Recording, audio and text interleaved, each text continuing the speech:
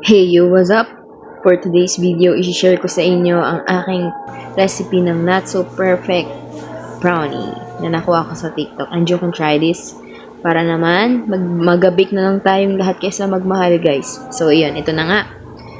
Sa isang kawali na may mainit na tubig or hot pot or ano tawag dito, double boiler kung tawagin. Nilagay ko yung 1 cup ng butter, unsalted butter. Tapos yung chocolate ko dyan is tensiometer lang kasi ang hirap niyang i-measure kasi at this moment is tignan mo naman, inano ko pa siya, pinukpuk-puk ko pa yan.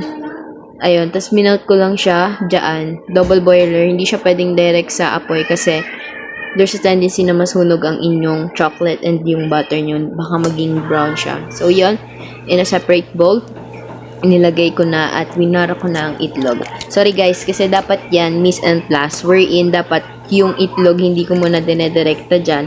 Kasi, what if sira yung itlog, diba? So, there's a possibility na yung mixture mo is masira. So, maling-mali yung ginawa ko dyan, pero still, ang hirap kasi ng tubig dito sa amin, kaya ang hirap mag-miss and flash.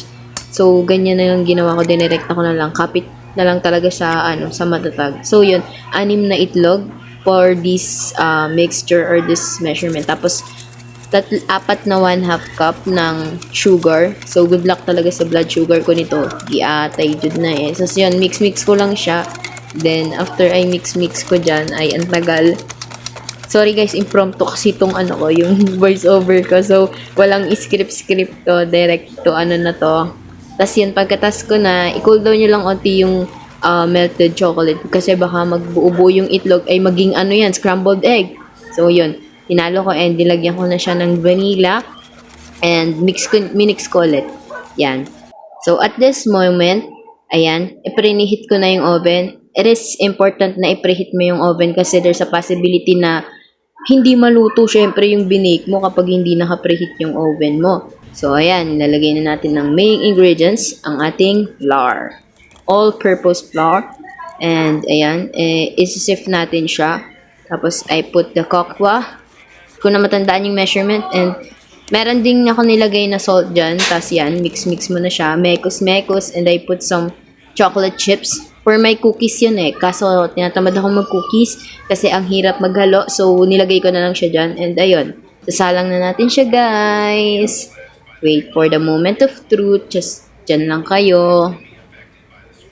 Yes. Ayan na nga. Dahan-dahan lang natin nalalagay. So, I baked that for 20 to 25 minutes. And, yun. Hindi siya naging perfect as what I've expected.